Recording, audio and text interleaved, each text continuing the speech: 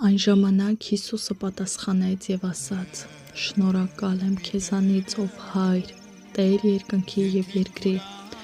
քանի որ դու այս բաները ծածուկ պահեցիր աշխարհի իմաստուններից ու գիտուններից և մանուկներին հայտնեցիր։ Այո, ով Հայր, որովհետև քեզ այդպես հաճելի եղավ։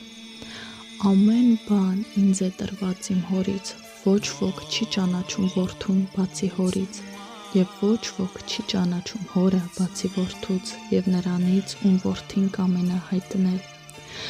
Ինձ մոտ եկեք բոլոր հոգնածներ և բեռնավորվածներ, և ես ձեզ հանգստություն կտամ։ Իմ լուծը ձեր վրա վերցրեք և ինձնից սովորեցեք, որ ես հեզ եմ ու սրտով խոնարհ, և ձեր անձերի համար հանգստություն կգտնեք, որովհետև իմ լուծը քաղցր է և իմ բեռը թեթև։